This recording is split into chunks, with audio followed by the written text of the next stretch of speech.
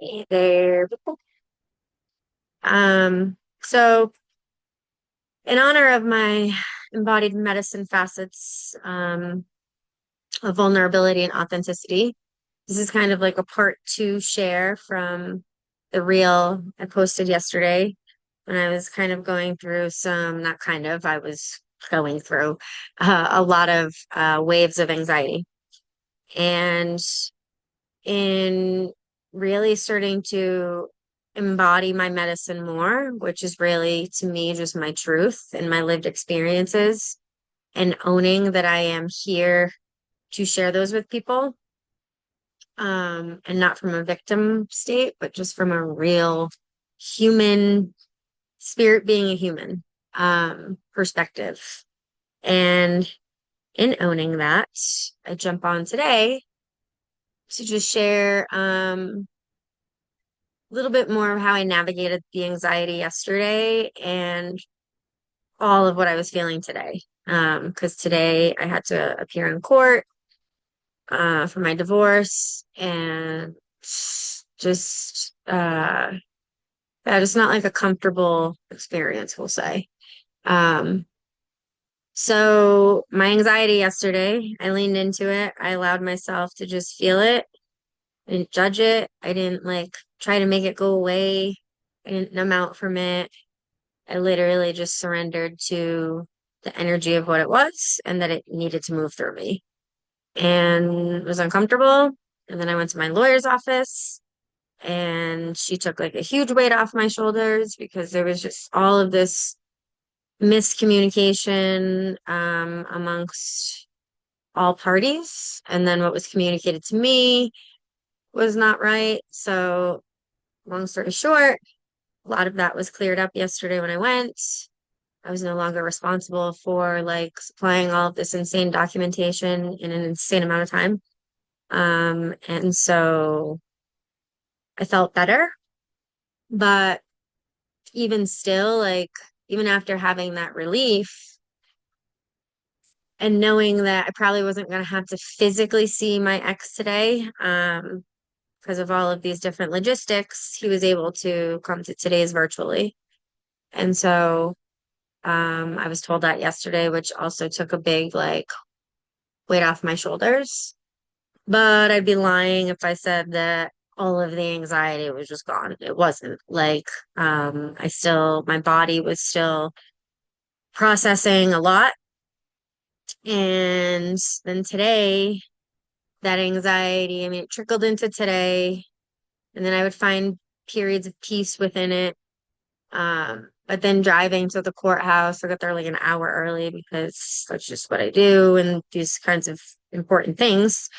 And it just gives me time to like decompress in the car before I have to go in. So I got there like an hour early, but on my drive there, I realized today I was riddled with grief. And I'm a grief recovery coach, so it is a energy and experience that is not new for me. As a hospice nurse, lost a lot of people in my life and gone through a lot of changes. So grief is something that I have chosen to dive into in this experience, this existence. And I always call it like the gift of grief, right? Because it is a gift when we can allow ourselves to really fully go there in all of its uncomfortability.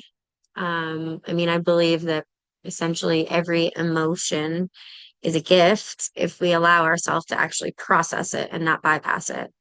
And what I've observed in this realm that we live is that grief is one of those things that every single one of us goes through like multiple times, because understand that it's not just a death that brings up grief. It's any kind of change that we go through in life, any change in pattern, behavior.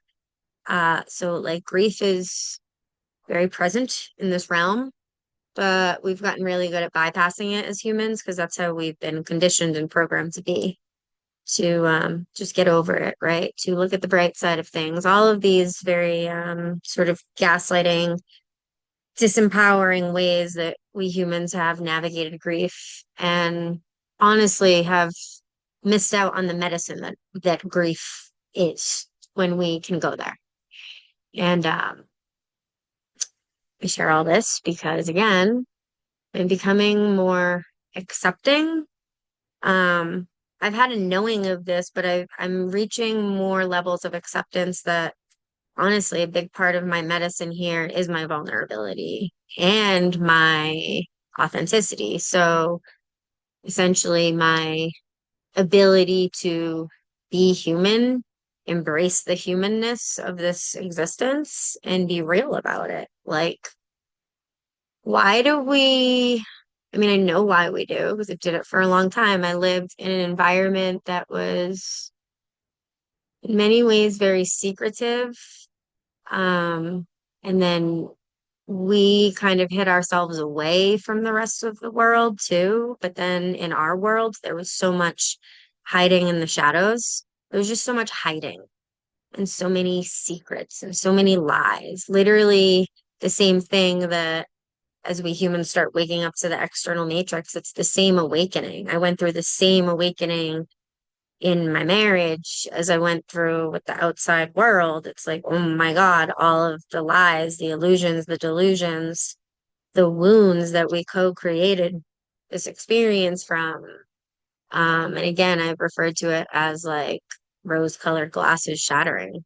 And really, every time I peel back a layer of my own sort of illusion and delusion, those rose-colored glasses that we've created to survive certain experiences and environments, they get shattered. And so what comes with that is waves of grief. Grief for what was, what could have been, what we thought was, right? Maybe not even the reality of what was, but what we perceived what was. And a lot of what we grieve too is what we wanted for in the, like what we want in the future. Um, and it's just a wild, like I said yesterday, it's such a wild ride to experience these like fluctuating emotions as they surface, because that's really what grief is. It's a culmination. It's not one feeling. It's multiple feelings that we like experience simultaneously. And so it can feel like anger, it can feel like resentment, it can feel like sadness, it can feel like pain, and simultaneously it can also feel like gratitude and joy and release and freedom. And it's just like wild as I sit here and say it because it sounds so contradicting. But like we're multidimensional beings, so everything's kind of contradicting here because every reality exists. And the more in tune you become to this within self and the universe, how multidimensional we really are, um, it can be a lot. It can feel overwhelming, but also freeing because it's like, whoa, there is not just one limited potential. It's limitless within everything. And I've just learned in this journey that my sensitivity is not a curse. Like for most of my life, I felt it to be a curse. And then the outside world just validated that for me by, shaming my sensitivities and all this nonsense that majority of us go through. Um, but I get it. Like, again, it's like scary for us humans to go to the depths of emotion, but yet it is literally what our spirits signed up for in this realm, in these avatars. Like, and I have been shown that honestly, it's the most consistent message vision that comes in from souls that are actively dying, that are like going through a life review or that have recently passed, and I see their life review that I've connected with to do shamanic psychopomp, which is essentially just, we'll say, merging their ego and their higher self back together, helping them cross over. I don't even like saying that because it's such a like linear way of thinking about death, but that's what psychopomp is, and done it countless times. And every message I get from the other side is the same. And what I see humans kind of like regretting in their life review, was their inability or their lack of desire to be present in every human experience, good, bad, and different. And I'm shown these kind of events in their lives where like they checked out in some way, shape, or form and missed the value of what the experience was here to show them and teach them while they were still here in the physical body. And so when I see these life reviews, it's like people are going back to these moments in time and like allowing themselves to feel it. And that is essentially what helps them ascend, um, out of their body and back up to their higher self. And so it's a message that I like can't ignore because it's just come in so many times, so powerfully, so clearly that is why I feel for me in this journey, a huge part of what my soul kind of agreed to or wanted to do in this lifetime is feel it all, like, and be present for all of it. And we hear that word presence thrown around a lot and embodiment thrown around a lot. And I'm every day getting a deeper understanding of what that actually means. What do I mean when I say present? I literally mean not numbing out, not distracting, not disassociating from whatever is happening in your now reality. And that is a challenge in this realm where we not only been programmed to operate that way, but to just be constantly inundated and infiltrated by distractions, literally. We're like moths to a flame. It's such a wild thing to observe in self and other people how easily we can become not present. Like it's so hard for us to be present.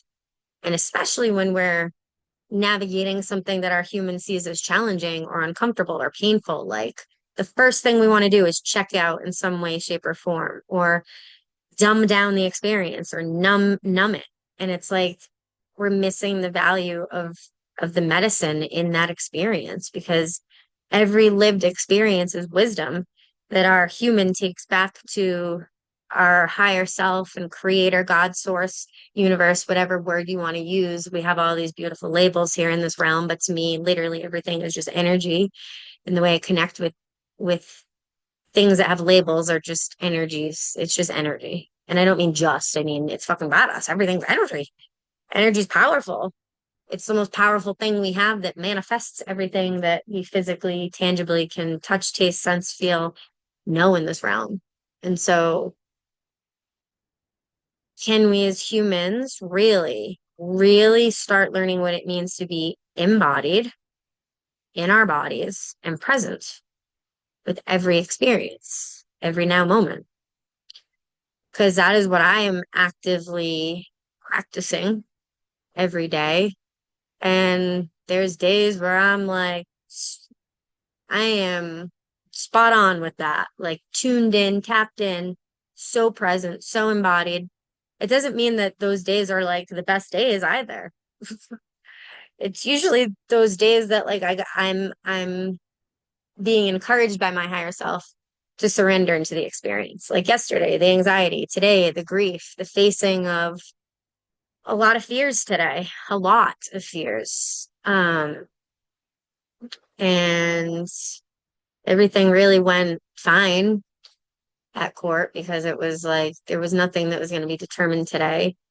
Um, but I had all these things coming up before I went in there of grief and like all the human thoughts of like, how in the actual F did we get here?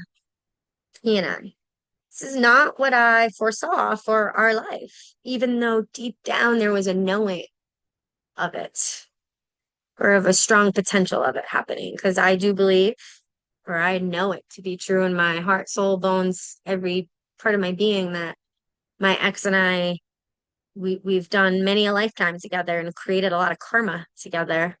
And this is the ending of that karmic cycle.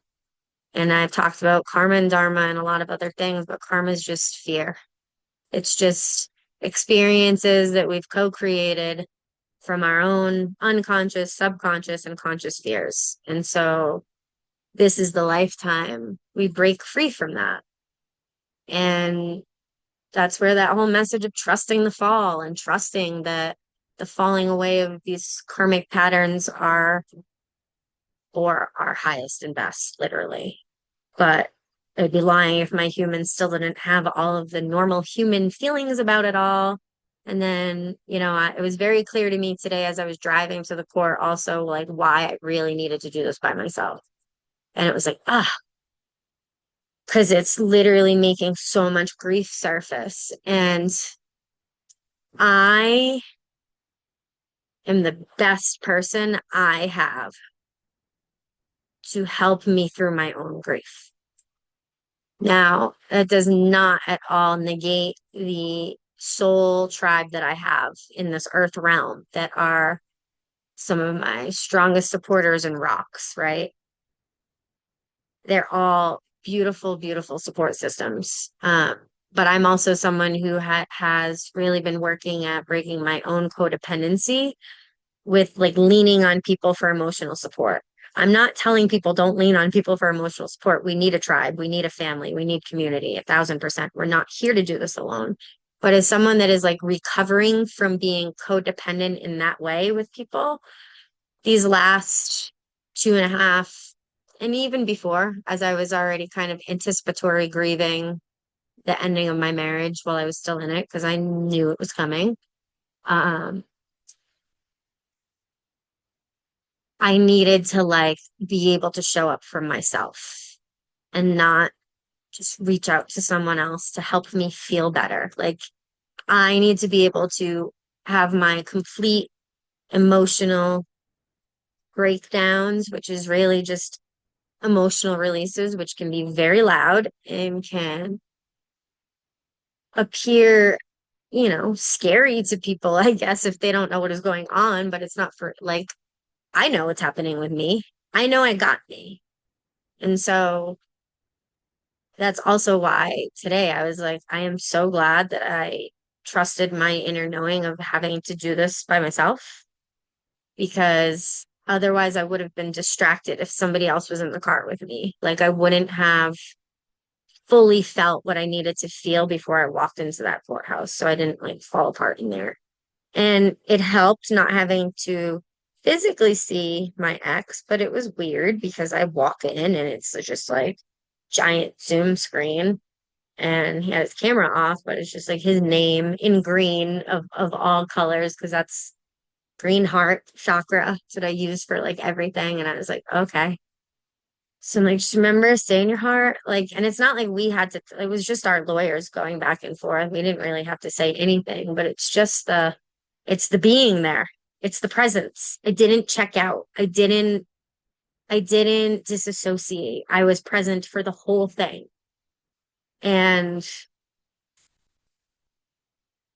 that's what makes me a badass. I didn't want to numb out. I didn't want to distract. I wanted to be present for the whole thing because this is all part of me and Ed's story. It's all part of it. So why would I not want to be present for it? And I was present for it. And, it's funny because I heard his voice just a couple times over it. And as soon as I heard his voice, I could just feel the tears starting to well up. And uh, I was sharing this morning with my partner while we were driving um, that my ex has a very like distinctive voice. And those of you that know him know what I mean. And it was something that like it was something I became addicted to, if that makes sense. Like, well, that whole relationship was an addiction. Um, I'm not saying there was not ever love there. Of course, there was. That's actually what enabled me to be able to walk away is the love. But codependent anything whatever it is addiction. It's attachment. And I literally was addicted to my ex, like in a way that like I literally thought that I would die if I was not with him or if he left me, because that was always the threat. That was always the threat on his side, is that he's done, he wants a divorce, he's leaving, he's buying land and property somewhere. Like it was like every other day for a long time. And so it was like I was constantly living in this state of fear of like, oh my God, he's gonna leave. Oh my God, I'm gonna do something that's gonna make him mad and he's gonna leave and he's not gonna love me. Like, whoa, poor wounded Maria for living in that mind fuckery. But good job, Maria, for breaking through that and realizing that that was just your own fear and wounding and whoa. But as I was expressing this morning to my now partner about like, I think one of my biggest fears now is just like hearing his voice. Because I remember when we had broken up and I was still staying in our house for a very short time, because that's all that I could do at that point. But I was on like literally on the opposite side of the house. And I would like hear him on the phone, like talking normal, like business as usual, like, oh no, there's nothing going on in our world. Our marriage isn't imploding right now, and chaos is not ensuing in this house. Like I'd literally hear him on the phone outside, like just talking to everybody else, like, oh, everything's great here. It's illusion. But anywho, I would lay in that room just crying because I was like grieving what was broken. I was grieving. And I remember just laying there thinking, like, what if I never hear that voice again? What if I never hear that voice again? Like I'll die with it. I'll die. I'll die without it. Like I literally, like every being, every part of my being felt that way. And then I realized today, like that was what I had the most anxiety about because I'm like, all right, body, as I was talking to it from yesterday into today and still feeling the pit in my stomach, which is literally what I would feel almost every morning when I lived in that house, especially for the last like couple years. I woke up almost every morning with a pit in my stomach and didn't know why, but then it started to become clear because there was a pattern. There would be some sort of battle or war that would erupt in the house that day. And I was like, oh my God, it's like my body already knows what's going to happen in my day. And so I would wake up literally like that every day. And it took me a couple months after I moved out of my house and was just living alone in my RV to realize that I wasn't waking up like that. Like, because that became so normal. So how wild that it took me a few months to go, holy shit, I don't wake up with like a stomach full of anxiety. But the last few days, as this has all been building, and then finding out that court was back on again, I'm like, oh my God. And so today I'm like, I started it yesterday, but then today as it was coming up again, I'm like, all right, anxiety, like, what's the story? Because I don't think that's our story anymore. And the story was, you're afraid he's going to be mad at you. You're afraid he's going to get mad at you, which then equals him not loving you, which then equals him leaving you. Because that was the cycle, right? That was the verbalized cycle a lot, multiple times a day, sometimes a lot of times.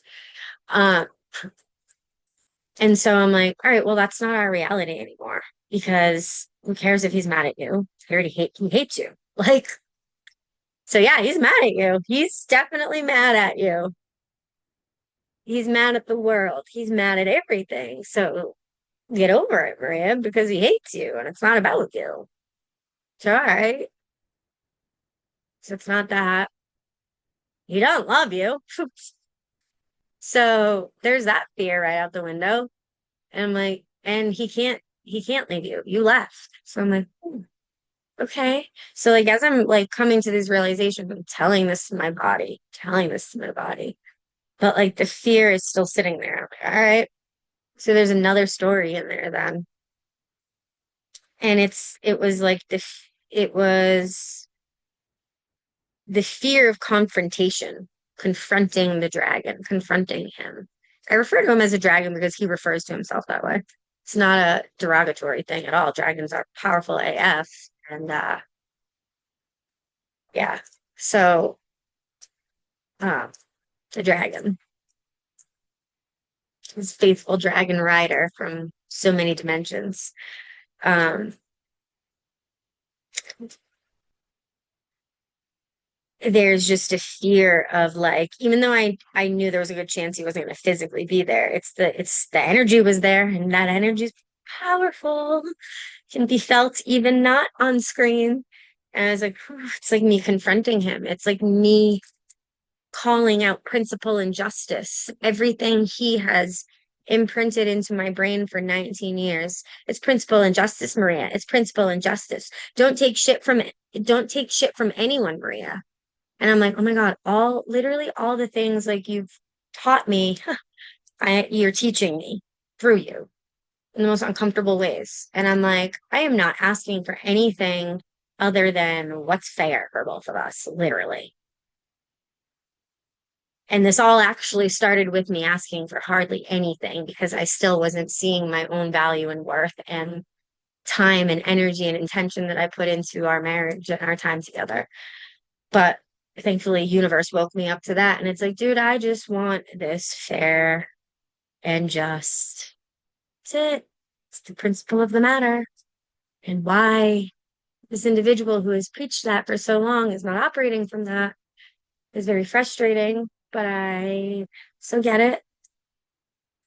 Um, but it was the confronting of that energy. It was because that was always what I was afraid of in our relationship. It was like just talking about stuff about he and I with him was impossible. Impossible. And then like all the stories with him, 'cause in the military, he was a cop and all these things, and hearing about how scary he was, like how people feared him. And so that just played into like my own fear of reactions from him as well. Because that was the story. That was the story everybody created. He created it too. And so I'm like, all right. So I figured out the stories that the anxiety is still feeling right now. Ooh. And it was wild because once I got to like revealing all of the stories that were tied to the branches of fear, all of a sudden I started to feel this wave of like peace. And I sat in my car for a good hour, maybe a little bit more before going in, felt very grounded, walked in, had all those things surface while in there. It was just like, it was surreal. It almost felt like somebody else's life. I'm like, man, they're like Gingras versus Gingras. I'm like, this is so not what I saw for my life. And I know that there's countless of other individuals out there that have been through these experiences that I could sure would say the same thing. Not what we saw for our lives, but here we are.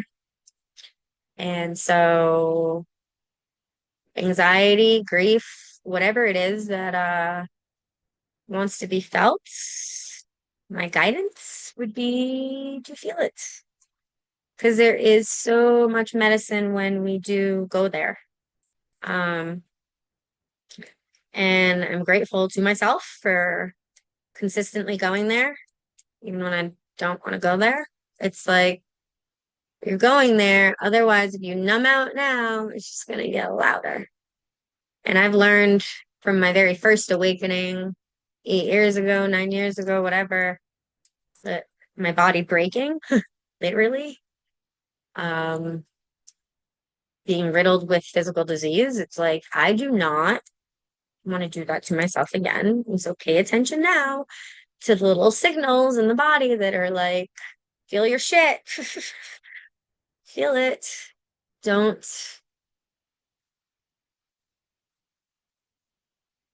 don't self-sabotage anymore. Like that, because it's for me, it's now self-sabotage if I choose to bypass because for me, I know better now. Like I know better, meaning I know what the loving thing to do for myself in those times are. And it's to feel it, be with it, be present in my body with it. And so choosing to do the opposite, which I have the free will to do, is also a form of me self-sabotaging because it's like, Maria, you know that this is like what your human needs right now, like to actually feel better. So this is me being vulnerable and real and showing you that I got to the other side of that hurdle. But I will be facing another one in 2 months. And I already feel like it'll be easier now that this first phase is out of the way and the final countdown in 2 months will be the final. And it'll bring up grief again. So that was the other thing. Like today, I was realizing, well, I mean, I've realized it, but it, again, these things are just so much louder when you're in real time, like going through actual physical motions and actions that are finalizing something, right? And while we have been split up for some time, um, even before we split up, um, this was like another step in making it all very final. In the eyes of Babylon, is what I just heard. And so, and what I mean by that is I know that he and I will always be connected through our hearts, 1,000%.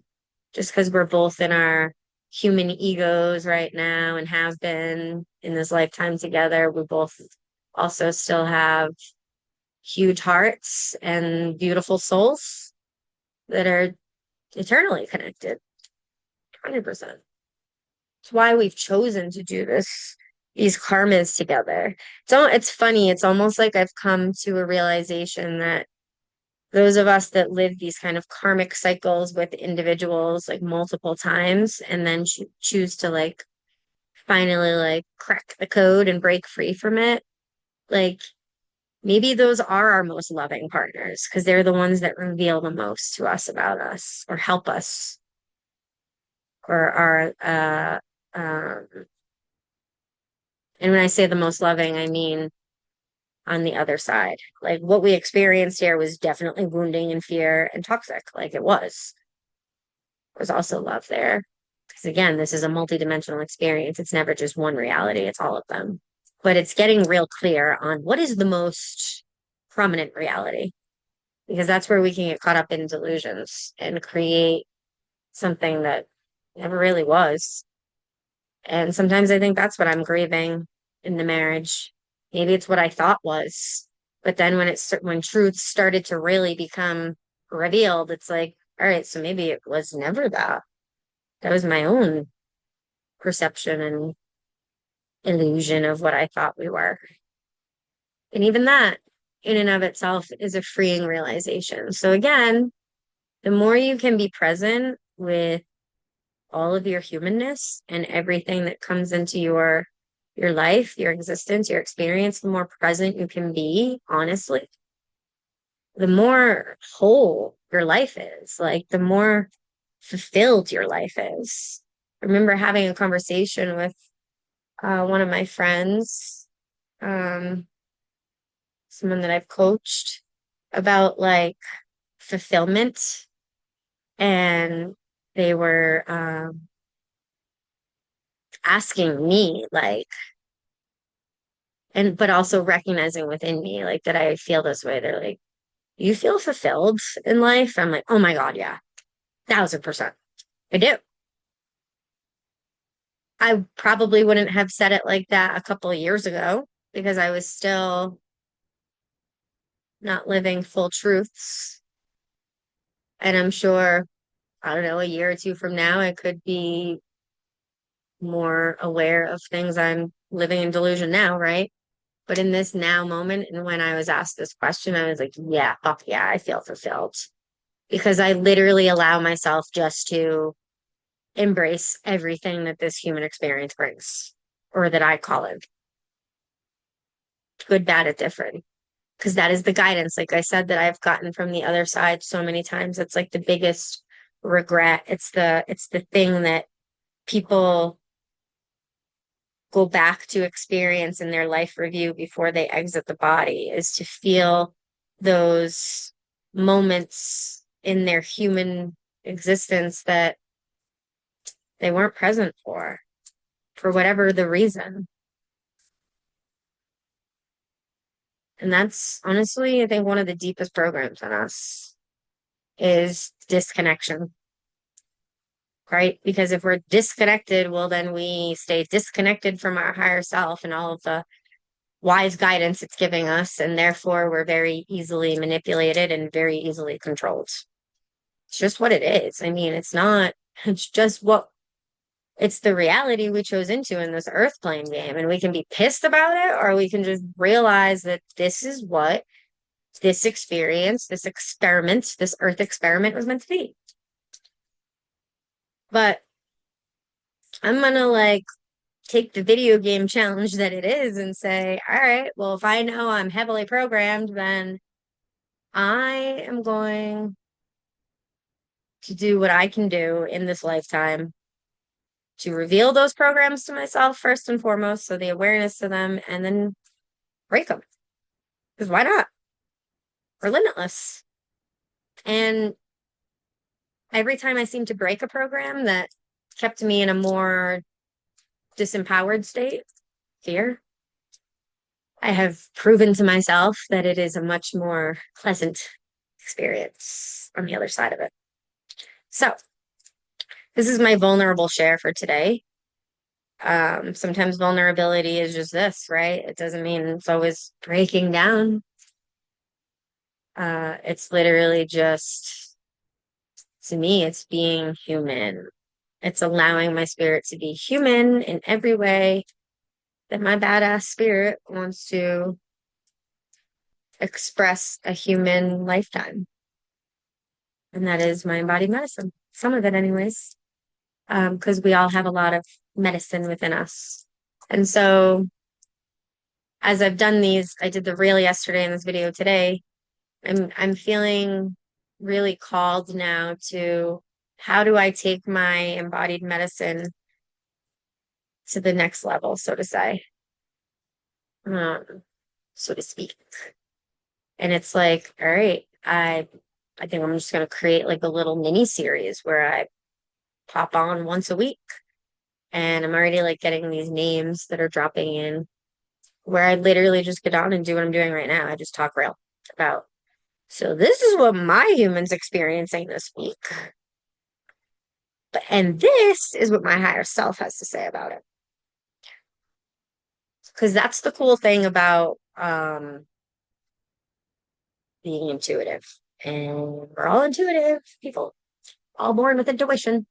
It's one of the most natural things about us, but it has been dumbed down in a multitude of ways.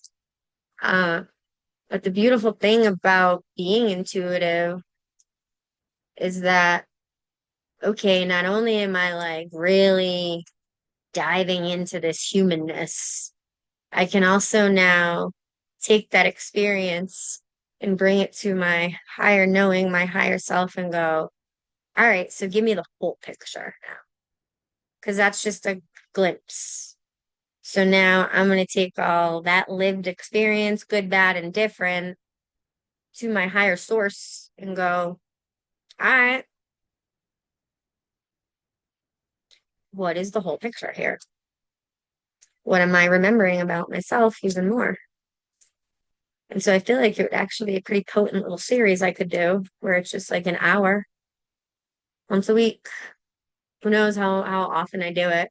But I'd like to at least be consistent in doing it like a once a week thing where I'm just like, here's my human experience this week. And I've taken it all to my guides, my higher self. This is what my guides have to say about it. So is anybody else out there feeling this, experiencing this? Right? It's just another way to not feel so alone. But also for me, it's a way to express. And I've shared it before. I am coming out of hiding. This is my time to come out of hiding. I'm not going to fit in anybody's box anymore. I'm not going to stay silent because it makes people uncomfortable sometimes. I'm not going to like be insensitive to people, but I'm not going to coddle people's egos either.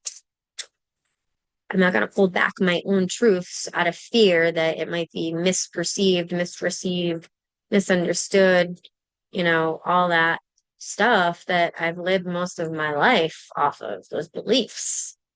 It's like, no, I am coming out of hiding.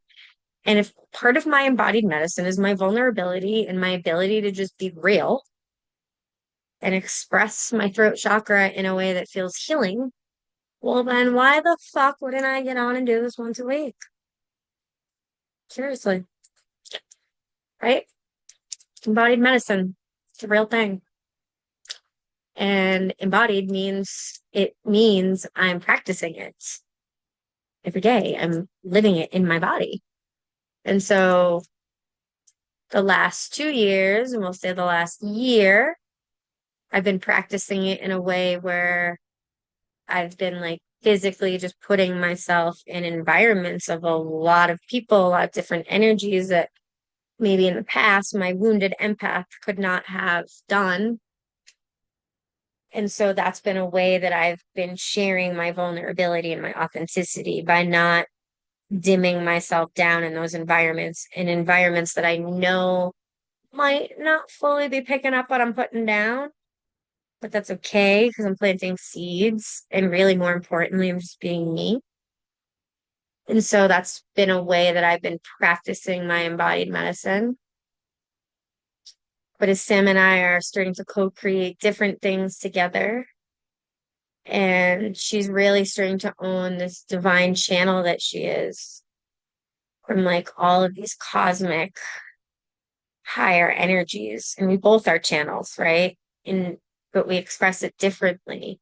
And she's really owning that sort of like Akashic, cosmic, divine channel of truth in beautiful ways. And I'm like, all right, so how do I own mine where more people can feel it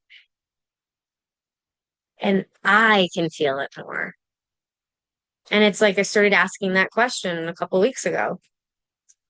And as I've allowed myself to just lean into all of these human experiences for the last few weeks, it's like, this is how, Maria, literally just like this.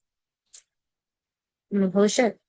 I mean, I've been doing this on some level, but very just inconsistently. I'll pop on and make videos and like, you know, but I want to make it more of a consistent, like, this is a series I'm creating that's on once a week. And it might be on YouTube. I don't know how I'm going to do it yet. That's just like my humanness, right? Or confessions of a medicine woman. All sorts of raw understanding. Like, I don't know, there's all these ideas coming in right now of what the platform will be called, but I want it to embody the essence of what I'm bringing to the table, and it's truth, my human truth. And it ain't gonna be for everyone, but I'm not for everyone. And that's okay. Um, I will resonate with the people that are ready to receive the medicine in this way. And I will trigger all the others, which is also medicine in and of itself. So that is a commitment I'm making real time right now to myself, that this is something I'm gonna start doing weekly. And also a way for me to build more community because it's also what I'm here to do. And I've been doing it in all of these different ways that I never would have thought. Uh, but it's been beautiful because, again, when you have no expectation of how your intention is going to carry out, it just flows so much more beautifully and easefully. It's like, wow, I moved here to Tico time thinking I was going to build an intentional community a certain way because that's what the promise was and yada, yada, yada. And then I'm now in my third summer here, and it's like, that is not how this played out at all. But have I built community? Yep. Did I find my tribe here? Yep. Have I been healing myself here? Yep. Have I been healing the land that I felt connected to the second I stepped foot on? Yes. So everything I intended to do when I moved here, I've done. Just has not played out in the way that human Maria was like, well, this is what's gonna happen. Yeah, totally. It's like, yeah, not at all. But how magical and beautiful, because if it had happened that way, I mean, if it had happened that way, it was supposed to happen that way. But it's supposed to happen this way. And I feel like there's just been so much more medicine gained in it happening this way. And so thank you all for whoever sticks around to listen to my chats, because I have a feeling that this is a long one. And my weekly, I don't know if it'll be a podcast or what weekly thing that I'll be doing, my weekly series, um, will definitely be probably an hour long each time because I am coming out of hiding and I have a lot to say now. I've always had a lot to say. I just kept it quiet for the comfort of other people. And yeah, I'm not doing that anymore. So again, thank you for those that receive my medicine. Thank you for those that don't. Thank you for all of you humans that have signed up for this insanely wild game that we are in. Because, whoa, it's a lie. Love ya.